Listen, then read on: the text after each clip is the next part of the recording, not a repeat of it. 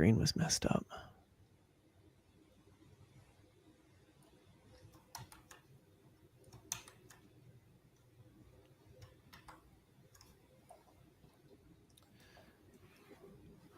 Okay, anything else you want to talk about?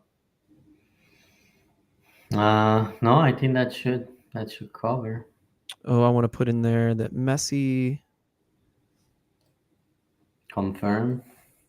Yeah, Messi confirmed in the whole.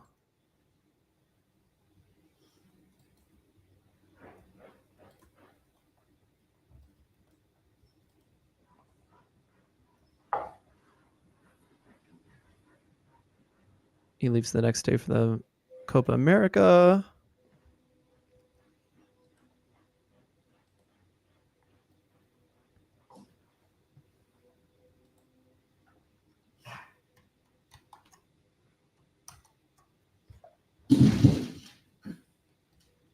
Miami versus Atlanta.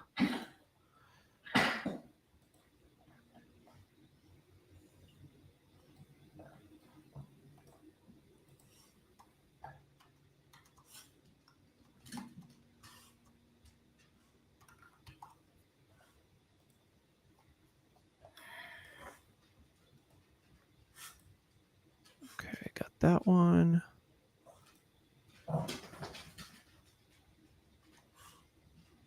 Okay. I'm going to click on Matt's profile and take a look at what he said. And then we'll get started. The lineup should be fun to talk about. I know we'll be able to go a long time with that. Yep. Oh, Durkin's yellow cards. Yeah, because he got one last week, so he's back to 4. How many to get suspended? Is it 5? 5. Okay. He was at 4 up to 2-3 games ago, but he went 5 games without one, so basically got rid of one, but got another one on Saturday night. Okay. Oh man, I haven't listened yet, but I can't wait to listen to you talking to Daniel Esteve. Oh yeah, it was fun. I'm excited. It was a good show. Yeah, that was a fun conversation. Oh, the Olympic squad. We probably won't touch on that.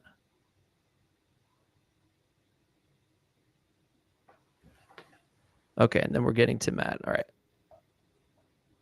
I found a really awesome thread of Toykert stats, and I can't find it anymore. I swear I retweeted it. I don't know. Maybe he deleted it for some crazy reason.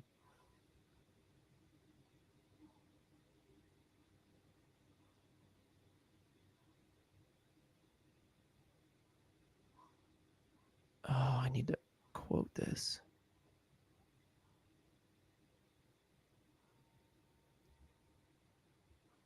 For Ostrak, here we go. God, I hate. Just let me take the text. All right, we're just going to highlight that. Okay, great. No more. Take a look at the stream. Have a sip of tea. I'm really nervous, everyone. How's it going, chat? Already have a few people on the chat. Might pull you in today a little bit. No wind down, just to warn you guys, but the regular show should sound a little bit more like the wind down than usual. Oh my gosh, yeah. Advice on shooting on net.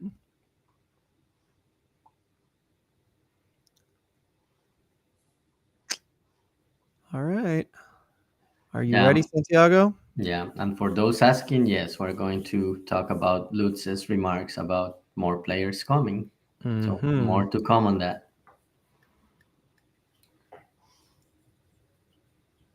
But yeah, let's do it. Oops. Let's get the show going. Yeah, I'm late today. Sorry, everyone. Okay. Oh, is everyone else healthy? Is that true?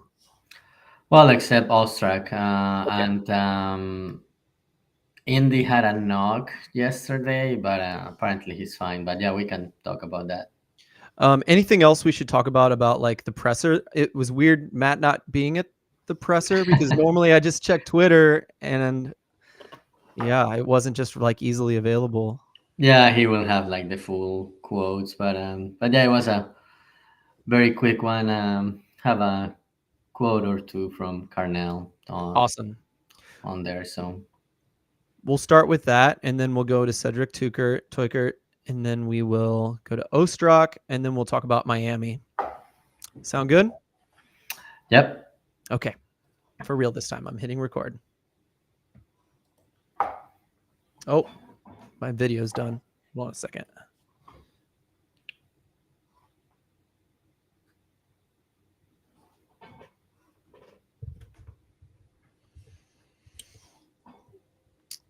In all honesty, no, I'm not going to say that. I'm going to keep that one to myself. Okay. Check. I need to be a little louder. Check. Here we go. Welcome, everyone, to Flyover Footy on the Big 550 KTRS. We are presented by Noble Ice Vineyards. Thank you, everyone, and thank you, everyone, for joining us. We have a special show tonight in that, I shouldn't say special. It's a weird show in that Matt Baker's not here with us, but thank goodness Santiago Beltran is here to help me out today. I'm Phil Grooms. Santiago, how's it going, man? What's new?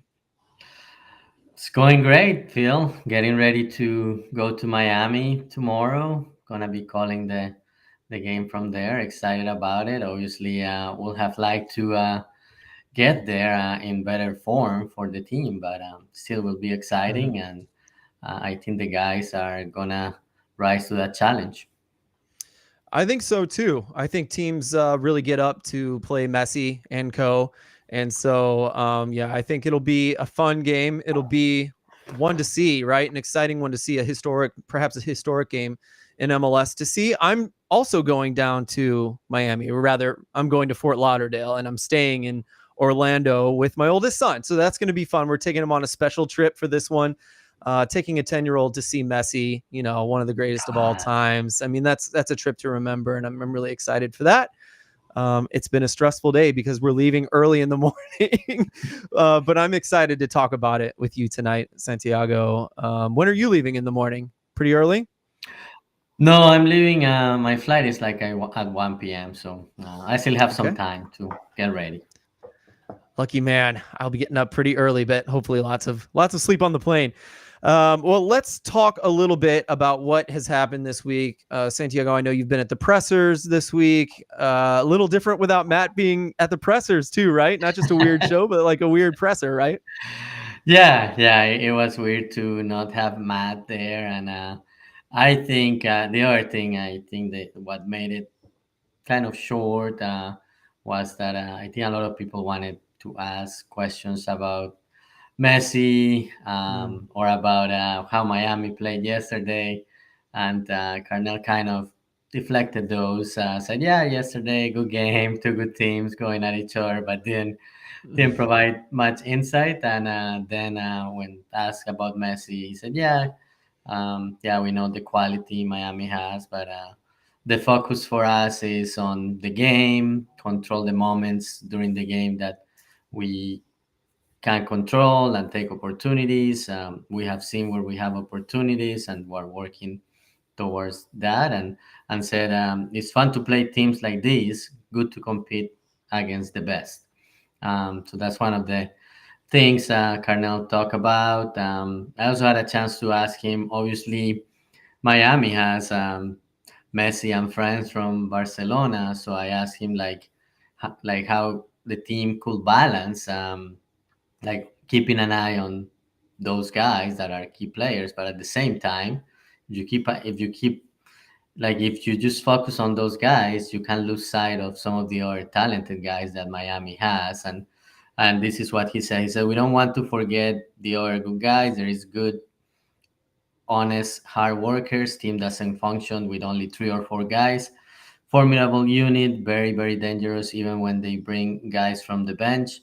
not only with the ball, some of the best numbers in counter pressing, PPDA, and he Mm. said that Miami is an aggressive team. So that was when he mentioned that because I think people focuses a lot on Miami possession and scoring, attacking, but they also have good metrics on PPDA and all counter pressing. It makes sense. I mean, they're a modern team, and I noticed the same thing. I think later we're going to talk a lot about what that game looked like. Was it? Geez, it's Thursday now, so yesterday that game with Atlanta United versus Miami. They're definitely notice how they set up, and I think we'll see how they look against us. But they are, that counter pressing. They're a modern team. They're not just passing the ball and holding it and dangerous on that. So that's well said. One other thing I picked out there, Santiago, not to be a Debbie Downer, but he said it's good to play against the best, and I can't help but think the last time he said that, at least in my memory, was against Club America. Oh no! Don't be that guy. Yeah, I know. So I don't know. I agree with him, and it doesn't even I don't even really mind the results. If you have that frame of mind, I think it's going to be good for St. Louis, not just MLS and metrics and views and eyes on. I think it'll be good for St. Louis as a team to play against some of the best. And that is what they are. We're going to get into that a little bit more. Is there anything else from the presser you wanted to talk about, Santiago? The other thing, when you were talking about the whole team being healthy, obviously we know Thomas Ostrak is out for the season, and when Indy Basilev was interviewed, he was out. He was asked about his ankle, and he said, "Yeah, it's fine. I'm ready to go." I wasn't there yesterday, but apparently he got a knock yesterday and was upset. But from what he said during the presser and also Carnell's remarks, everybody is good to go except Ostrak, who is now out for the season. Yes. So not to confuse the two. They're both ankle injuries. One is a knock, one's an injury, but Indy's good to go, like you said. So that's really good to hear.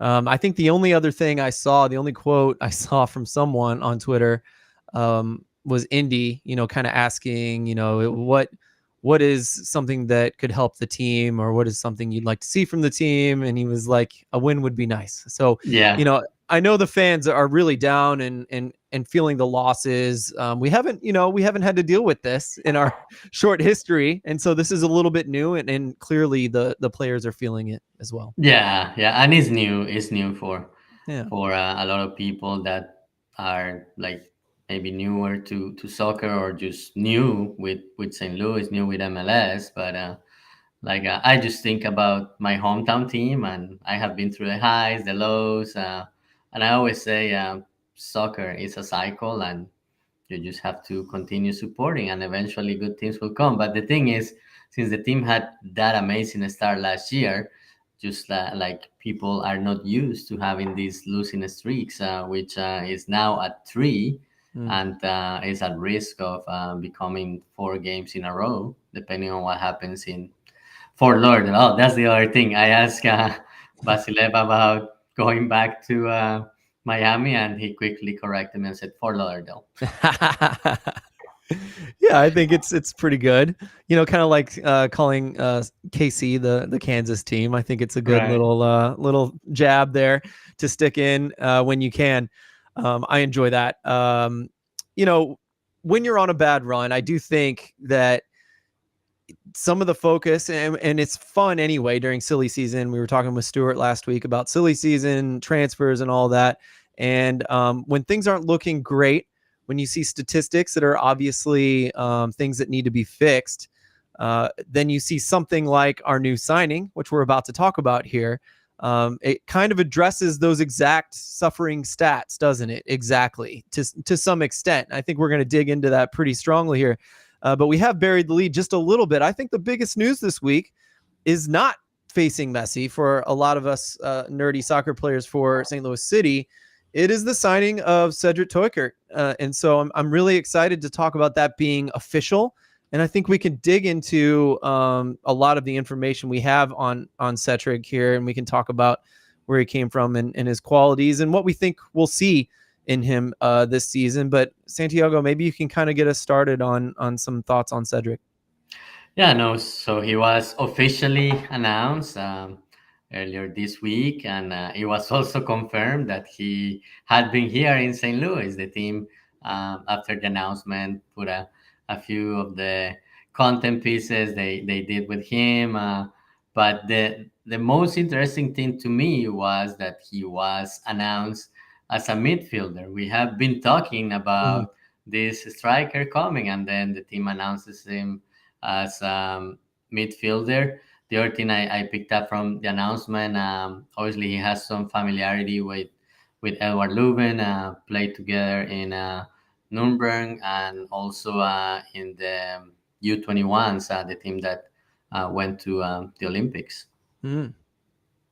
Yeah, so there's some history there. And just to give you guys some background information on Cedric before we kind of dig in some more on some of the quotes, he's 27 years old, so he's not an old guy, not a super young guy either necessarily, but he's coming from Hannover 96, which is a team in the 2 Bundesliga. He's had time in Nuremberg, which is where he played with Leuven as well, not just the U21s there. But he played with Schalke when Schalke was in Bundesliga, the first tier in German soccer, as well as Union Berlin when they were in the first tier. So, really good pedigree. Someone that we signed, he was rumored to go last year for between 500,000 and $1 million to St. Louis City, and it didn't work out. It fell through. But now we're getting him on a free, and he will be signed to a 2-year contract, a TAM level contract through 2026. There's a 1-year club option for his year of turning 30 years old as a striker in MLS. And it would fill the last international slot, which is interesting, which I think we're going to talk about those international slots quite a bit today.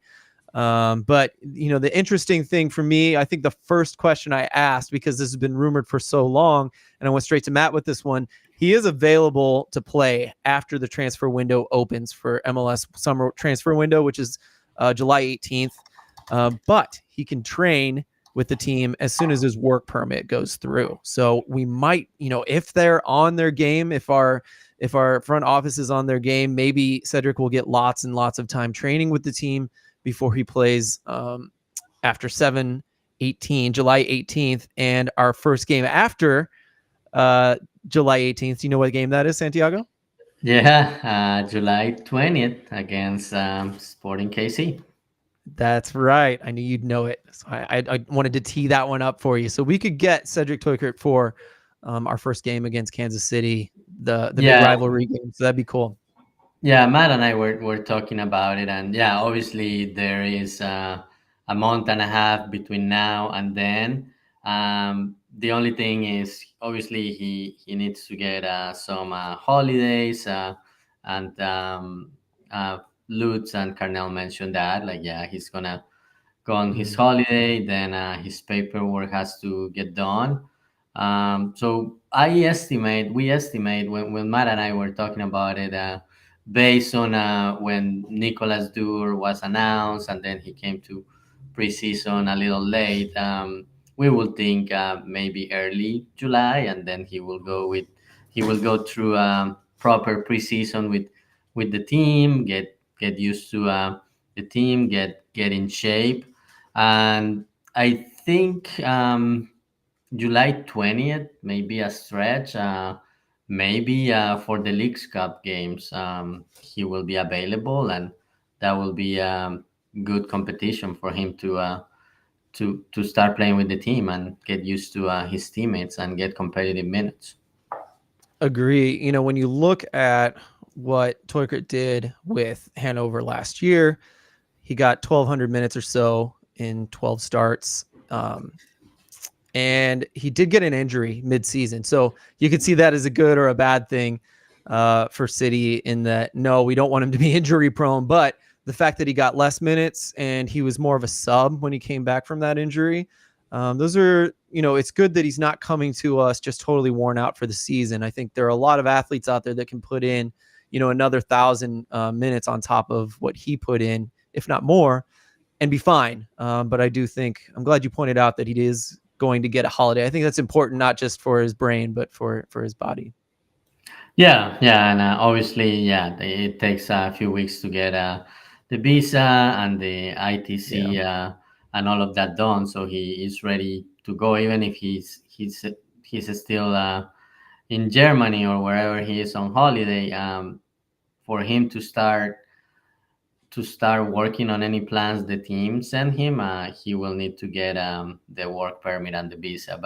But yeah, we think early July he will be here, and hopefully towards the end of July he will be available. For sure, he should be available after the Leagues Cup break, August 24th game against Portland Timbers. But hopefully he will be available either for that game against Kansas City or the Leagues Cup games. Would love, yeah. I mean, yeah, he's back for Leagues Cup. That's interesting to think about too. I didn't put too much thought into that. Kind of, I in my brain, Leagues Cup kind of doesn't exist. Yeah, So I was yeah, like, I know, and I thought about it before mentioning it, but at the same time, it's a good opportunity to get yes, for him to get minutes. You know. absolutely. No, the funny thing about my brain is I was like, oh, he'll get a break again for Leagues Cup. But goodness gracious, I mean, we could make an absolute run in Leagues Cup. The team could put in lots of minutes. And it is, I agree with you. It's a good chance for him to get acclimated. I forgot what we were saying about Leagues Cup last year. We were saying someone could get acclimated, or maybe we were talking about starting a different formation, something like that. I remember we were talking about it being an opportunity to try something. I don't recall. All I know is that it wasn't a good Leagues Cup. No, it wasn't. It was to me it ended up in disappointment. Agree. I'm with you there.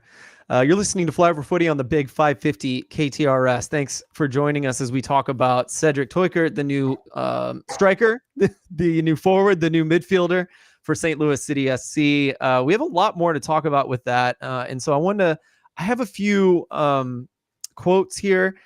And, I just wanted to say, everyone, first of all, I absolutely love when I would actually think that a lot of our listeners that I follow on Twitter, on X, are the ones that were kind of freaking out over the difference between him being announced as a midfielder versus a forward. I'm in love that our listeners care that much about such a silly detail. But a big deal was made online about it. And even as Matt in the last week has been talking about Teuchert coming in and being a 10 or, a second striker, I was all in on him being a second striker, but I didn't know how much I'd really think of him as like a 10 on the field. But here we are with Lutz saying this about him. What he's saying, that he's like Nico Gioacchini was last year. And he thinks that's where Teuchert feels best at as well. He said, I think he can play behind the center forward, so second striker. He can play next to the center forward. He's more of a guy who can play off the big target man because of his deep runs and his speed. He can also come over the wings. Interesting. I think he can play up front, all 5 positions. So add to that, we could play him as, perhaps an inverted striker, or if Alm is out, maybe he's even a straight line right wing kind of player. I found that very interesting, Santiago, that it wasn't just the 10. It's all 5 positions in the front there. Yeah, it's good. It's good to have all those options, and now if that's if he won't be used as a striker, then you will have some competitions for minutes, because obviously he will take somebody's spot. And Indiana Basilev was talking about that today. He was like, "Yeah, it's great to improve the squad and have competition. Like anything that will help us to get better and get more points will be helpful. And yeah, like there will be competition, but we welcome that." Yeah, I'm interested to see. It hung, and I'm going to talk about it later for sure, but it hung in my head that Hebert stayed on the field in the last game when we were down, and also that Sam Adeniran didn't come in. And so it's just interesting. I don't know what's going through Bradley Carnell's head, but it's clear that I think we need another striker option when if we're down a goal, or just even to not be down a goal, to be ahead in a game would be really nice to see early in a game. coming up. What Yeah, do you think? Yeah, go ahead. and he was asked specific, not about Adeniran, but he was asked about the substitutions at on Saturday, Mm, because he only made three. He usually makes the five, and he basically said that he didn't want to break the momentum the team had in those last 15 minutes. mm. So he went with the guys that were there. He didn't Basically, he didn't want to stop the game to make a substitution, and then he thought the team had a good momentum going, so he didn't want to interrupt that. To be fair, I'm skeptical, but to be fair, they feel that way about fouls as well. I mean, they focus a lot on keeping the chaos going there. What do you think about Toiker? Let's a little bit longer here on Toiker, talking about, how is he like Joe Aquini? In what ways? Or even, I'm looking at, when Matt said that he saw him as a 10 at times, I thought, well, he doesn't play like a 10 in the video I've seen, but I saw this FB ref chart that Matt posted, and he highlighted shot creating actions. 2.5 shot creating actions per 90 is pretty good. That's, not all an out and out playmaker, but that's something, he's capable of that for sure, as well as scoring goals. So, that's also similar to Joe Aquini in that way, because I felt that Joe Aquini could make some goals, play make a little bit, as well as score them. Yeah, and just from what Lutz said, I think yeah, that's the natural replacement for Nico Gioacchini. He can play behind the number nine, and in addition to that, he can also score. And he also mentioned that the team tried really hard to get him in January when Yeah. Nico left, but yeah, it just fell through. It didn't work. So yeah, I think this was the target, to replace Nico Gioacchini. We'll see how he gels with Klaus, but this could be a great partnership. And as I said, some other players, either Celio, Basilev, Alm, some of them will get fewer minutes, or maybe there will be a rotation between the three. But that also means you will have more options from the bench when things get difficult, or when guys get tired during the summer and things like that. So I think it's good to add another offensive threat, especially when the team has been struggling the last few games to finish the actions it creates. So yeah, I think it will be a good addition. We'll have to wait a little bit to see him in action. In the meantime, hopefully the team can string some wins. While we were talking about that, Phil, there was a debate here on the chat about the team not being good, and basically the table reflecting that. Only 16 points. Daniel Gabura was saying the team has only scored one goal over the past 270 plus minutes, and Chris Geffard was also saying, like, yeah, like the points, the team is not there, but XG is good, and the team, and I agree with that. The team in general, for most of the time, I think is playing better than last year. It's just that the results haven't gotten there. But for now, I'm confident that those results will start to come, and better for those results to come later in the year than at the beginning of the year, because we know what happened last year. Yeah. The team basically towards the end then went on that downtrend and ended up with an early exit in the playoffs. Exactly. Yeah. Again, I say it every time. Peak at the right time. I don't think it's an accident that we've started a little slower. I think we need to pick it up a little bit. You know what I mean? A win would be really nice right around now, or in the next couple of weeks, at least one, if not two or three in the next 3 weeks. But, just some last thoughts about Toikert coming in. You mentioned that Lutz wanted him earlier. He also wanted him in Dusseldorf when Lutz was the sporting director at Dusseldorf.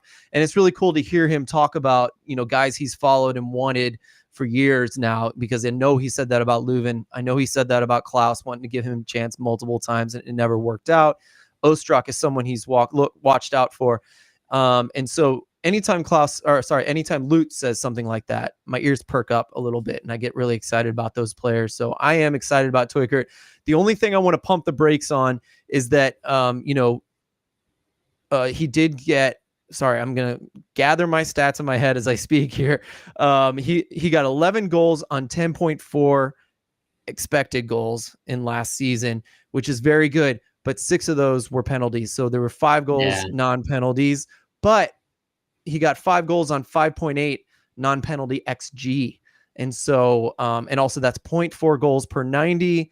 That's 0.27 per 90 non-penalty XG. So, the 0.4 goals is right up there with what Klaus is. 0.27 per 90 non-penalty XG sounds like second striker, kind of territory. And so I'm looking forward to him. I think he's going to help us a lot, but he's not a Klaus level player and he's getting paid TAM level money. And so, that's similar to Ostrak and Nilsson. And so these are really good players for us. These are plus players for us in that TAM range, but they're not like out and out change a team every time they're on the field kind of thing. So, I just want to kind of make sure everybody sees him in the correct light, even if he becomes the thing that changes the way St. Louis City plays. I think he can have that effect on the entire team without scoring 1 million goals. So I'm really excited about this signing. And, not to mention a lot more have been rumored. And I've seen that all up and down the chat today saying, Lute's saying, we're not done. There's more to come. And that was part of that whole quote of you saying that he's not happy with the results right now that we're going to get to a little bit later. Let's talk about Ostrak. This is a big one. Out for the season with an ankle injury. Off air, you were saying it was a tendon injury. Mm-hmm. Santiago, it requires surgery. So he's out for the season. He's had a goal and an assist in 12 games. He's 24. It's his 3rd season with St. Louis. And I feel like he was really starting to gain a lot of momentum. He definitely bridged the gap when we were missing Leuven and even Blom, who are both back. It's good timing in a way, bad timing in another way. What did you think about the news on Ostrak here hitting us? It's official now that he's out for the season. Yeah, it's hard just because of you were saying he started the season really well, picked up that role as a number 6 that was new to him, and he took he rose to the challenge and did a good job with it. And just talking to him a few weeks ago, like he was very confident and said, yeah, like last year it didn't feel like it was me, but this year with more time and getting used to the team and the city, things were just looking better for him. So it's too bad to see him not being available for the rest of the season. But as you said, good timing with Leuven and Blom back, and hopefully he will come back strong for 2025. He's one of those guys that has a long-term contract, so hopefully he will recover well, and next season when he's back he will pick up where he left off. Totally agree. And as we talk about, there's a silver lining perhaps to some degree that as we talk about these other players possibly coming in, Jake Girdwood-Reich is an Australian who could come in. We have Antonios Papadopoulos is a Greek player who could come in from Germany. And so everyone, was asking for a bit, like those are more international slots. Toykert just took the last international slot. One silver lining might be that since Ostrak is out for the season, that international slot can be reused now with Ostrak. And so Matt put this out there. He's much better with details. So I'm going to read his tweet talking about it. That there is still City still has to pay Ostrak's salary, but they can sign a replacement for equal or less than Ostrak's salary, and it opens up that international slot, like I said. So Matt says this. I'm just going to quote him. He says, "If Ostrak makes $800,000 per year, then City can sign a replacement up to $800,000 per year because it's replacing his hit to the salary budget while he's out on injury. But City is responsible for actually paying both players, right? So they still got to reach into the pocketbook. No one's being left in the dust to fend for themselves, right? Everyone's gonna be taken care of, but there's room for a replacement, and it could be good timing to bring someone else in without having to spend money on international slots from someone like Nashville or something. Yeah, yeah, and that's a good thing for those comments Lutz made. The other good thing, Phil, and that we forgot to put on our notes is the sale of Isaac Jensen, Yes.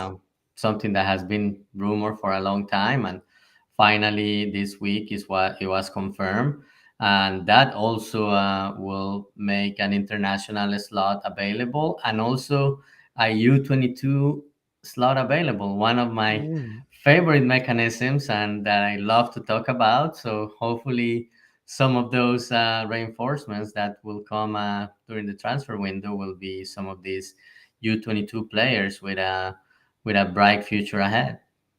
Yeah, and to be clear, Girdwood Reich, the Australian, and Papadopoulos, the Greek, are rumored signings. Those are not signings. And so to clear that up, and also to clear up that Jensen does clear up an international slot, but since he was on loan, we were actually already using that slot. So it's not like we gain True. one right this season, but it is one that'll open up next year. And Girdwood Reich is also a U22 player.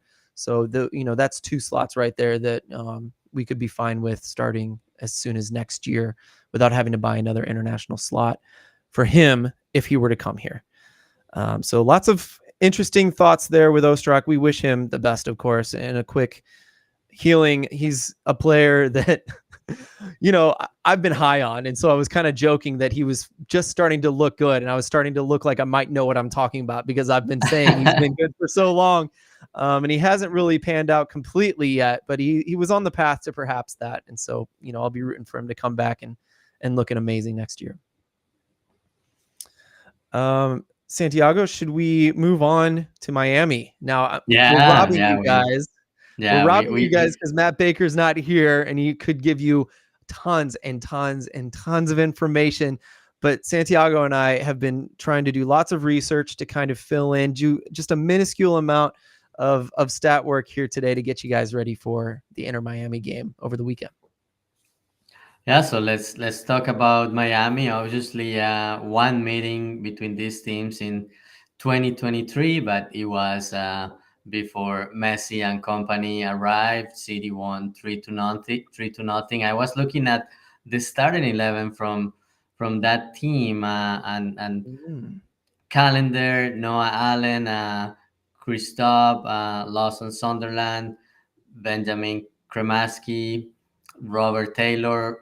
All of them have had minutes this year and have started games. Also, Leo Campana was on the bench. This year he has started 6 games, has appeared in 14. Also, Ryan Saylor was on the bench, only 4 appearances, two stars this year. So a whole different team.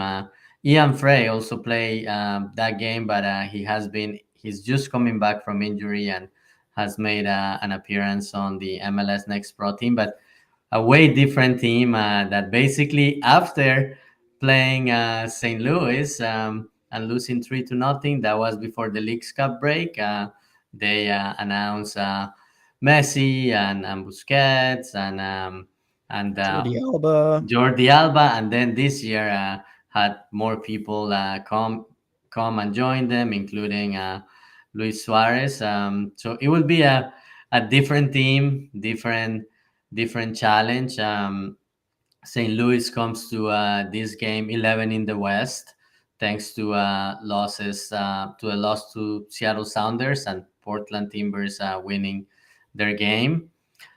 16 points on the table, -2 goal difference, and playing away, it has a record of 0 wins, 2 draws. Zero wins, 2 losses, and 4 draws. Last 3 games, we know that St. Louis lost those 3 games. The last win was against Chicago, 3-1, almost 3 weeks ago, and after that lost 3 games, including 2 losses at home against LAFC, 2-0, and against Seattle, 2-1 last week. And in the middle of that, the loss to Cincinnati, 3-1. So it's still the thing I see there, the team I see there, Phil, is St. Louis still hasn't been able to get a win against the teams that have history and are at the top of the conference. Maybe not Seattle right now, but LAFC and Cincinnati doing really well this year, and Seattle, one of the teams that has been one of the best teams in MLS in the last few years. Miami comes first in the Eastern Conference. Has played 17 games, so obviously three more games than City, 10 wins, three losses, and four draws, 34 points with a plus 15 goal differential, 39 goals scored, 24 goals allowed. And at home, the record is 5 wins, one loss, and two draws. The loss came against Montreal, but That's right. Messi didn't play that game. Hmm. Last three games, 2 wins and one loss. Beat DC United 1-0 2 weeks ago with a goal in a stoppage time. DC United almost got the result. Then won at Vancouver last Saturday without Messi, Suarez, and Busquets. And then last night, lost against Atlanta 3-1, which Phil, I think you had a chance to watch part of that game. What did you think? I think I watched also that game, but I watched the RSL game versus Miami early in the season, and it's one of the reasons I think RSL is legitimately very good this year. But I saw from Miami that they can be gotten. Their defense can be gotten, and I think we saw with Miami especially that the counterattack is very effective. They love to push forward, and they have a lot of players that don't like to defend, right? And they have a few that are really especially good at defending, but the counterattack is just something that works against Miami. And I think Atlanta just they had a really good day counterattacking yesterday, don't you think? And even some finishes that may not go in every single game, but still it was effective. It definitely seemed like a game plan for them.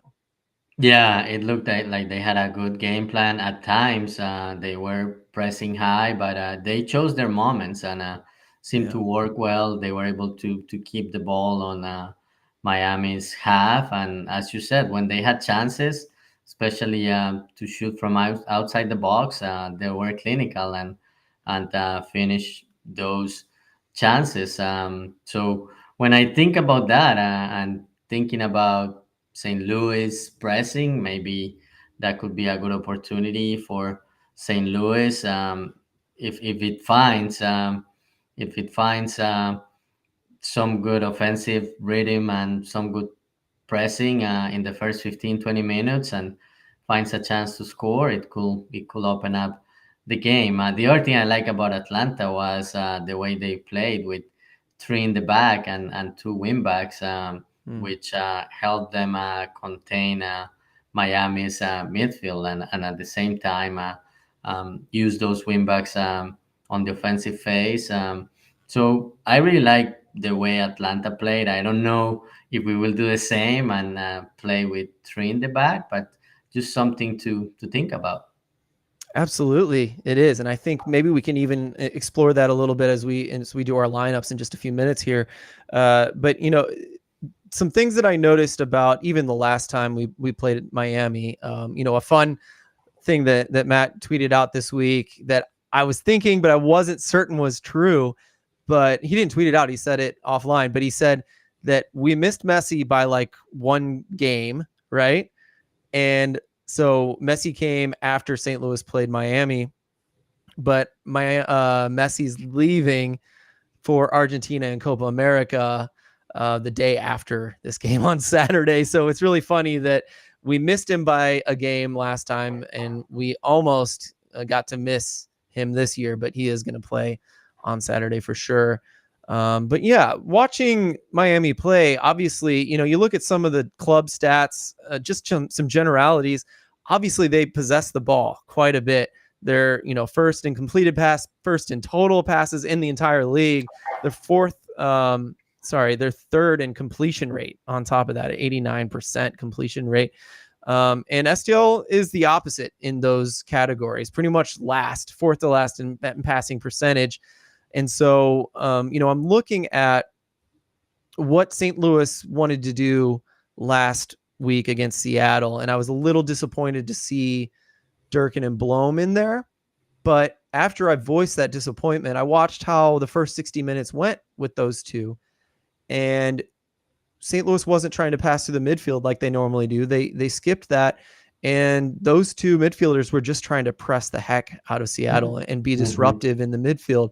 And I think we could see that again with Miami. And I think that's the kind of thing that will work. I think it would be good to kind of ignore passing through the midfield and really focus on being as disruptive to a possession team as possible. And so, looking at the stats between the two teams, doubling down, as Bradley Carnell said, even this week, be brave, as you were saying, Santiago, quoting him this week, be brave, take chances. I think these are all things where St. Louis is going to double down on their identity this week and really go after Miami. And watching the way they have weaknesses, they made some silly mistakes when they weren't even pressed terribly hard by Atlanta. And so I think that's going to be at least doubled by St. Louis. And so I think a big key for me is to be disruptive, to not let them play through the press, not let them escape. But also, once you get those turnovers, I truly think St. Louis is going to get some turnovers in Miami's final third, in Miami's own third.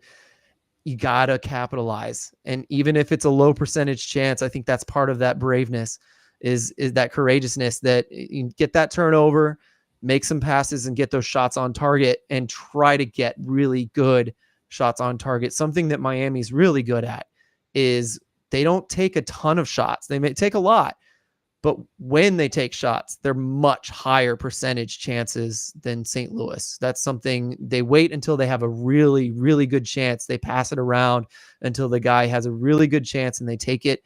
And it's more often going to go in those situations. St. Louis has a ton of shots, but they're often very low percentage shots. And so that's stuff we've been harping on in the last several weeks.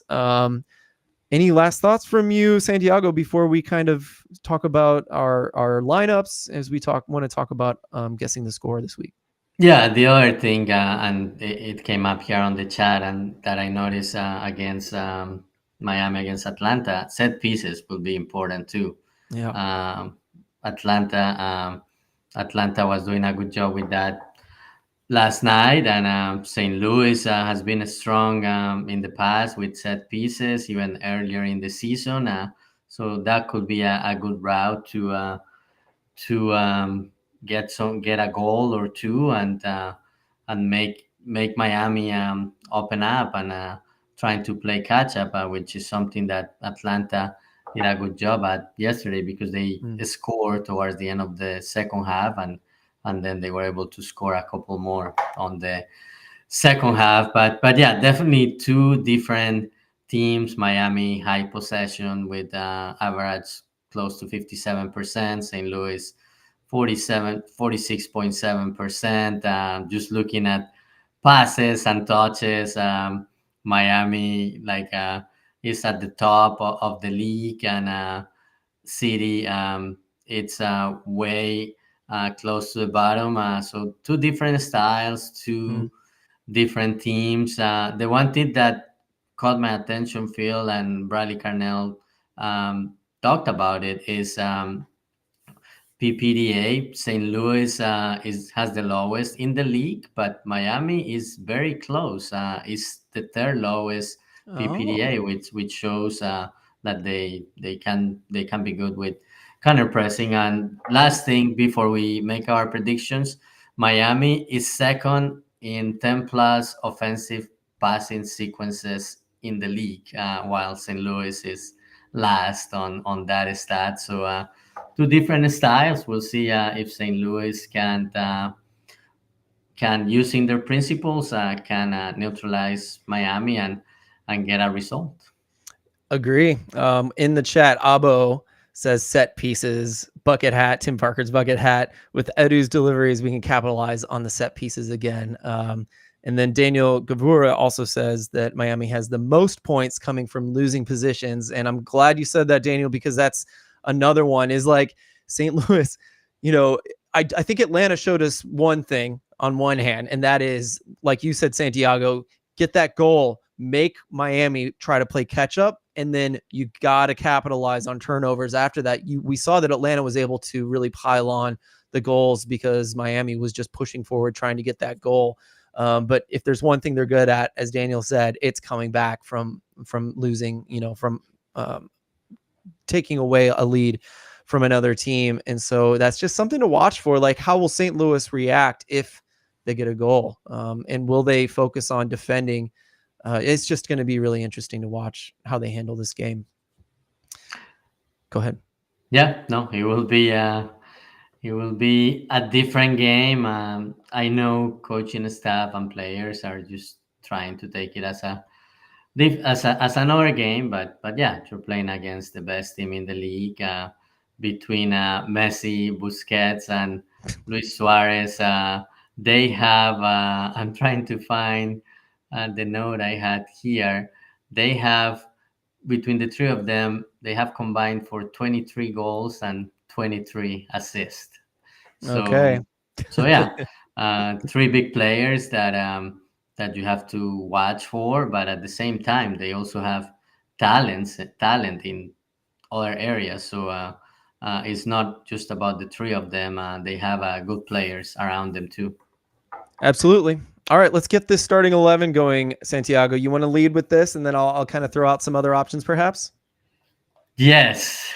I will go, and I don't think this is gonna happen, but just because I saw Atlanta did it, I thought it worked, and I thought it would be fun just to do something similar. So I have a Berkey net, then I have Kyle Hibbert on the left, but it will be more as a left wing back, either Kyle Hibbert or Marcanic. But since he played the last game, I'm just gonna stay with Kyle Hibbert. And then three in the back with Nilsson, Parker, and Josh Jarrow. Then Thomas Totland as right wing back, Dorkin and Blom on as defensive midfielders, and then Celio and Rasmus Alm as on the wings, and Joao Klaus as the number 9. Okay. I only just really quickly, if I were to do this, I would put Hibbert in for Yarrow, and I think that would open up opportunities for Marcanic and Totland to really bomb forward and try to pin back, especially Totland. I think could pin back Jordi Alba if he's willing to stay up high. And noticing Atlanta, I forgot his name, Caleb Wiley did an incredible job defending as a left wing back in this game, especially late, but also early. I thought he was going to run out of legs. He was running so much, and he held out and did a great job. Young American left wing back there. So that's a really fun one. I'm going to guess. That's the fun lineup, Santiago, and I would love to see that. I think that'd be great.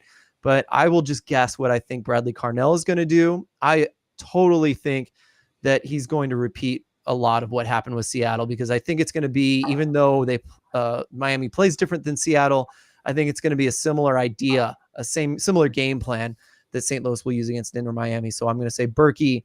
I think he's going to repeat Hibbert at left back, Nilsson, Parker, Totland on the right. And then just the same, Celio, I think it's going to be Durkin and Blom in the middle, Holm on the right, and Klaus up high. So, I just think the game is going to revolve around how many turnovers they can get. And I think I'd like to see, don't play through Blom, don't play through Durkin, but definitely let those guys run wild, really create chaos, get some turnovers, and our top 5 have to score. They just have to. So that would be massive. Löwen, do you think Löwen's going to get lots of time, more than 30 minutes? I think he could get up to 45, but I still don't. I think the question is, do you start him and then sub at half, or would you rather have him as a halftime sub? I lean towards that, but I know some people would rather start him and maybe after halftime, if he feels good, maybe he can go like another 10, 15 minutes. But I don't think he's there yet. But yeah, I think he will see more than the 25 to 30 minutes he has seen so far. I agree. I think could come in at the half if it's looking ugly. But if it wasn't Miami, I'd say start him. it's Miami, and I just really want to see Durkin and Blum going nuts in that midfield. So that's my guess as well, Santiago. But I wanted to make sure we talked about that. We're out of time. Let's do our predictions really fast. What do you think, Santiago? So my prediction, I hope people don't roast me like they did last week for this. But I have Miami winning 2-1. But as a positive note, I'm gonna say St. Louis is gonna play that great game, but it's just gonna be a couple of moments, and Miami is gonna be able to get the W. But I think St. Louis is gonna be really competitive.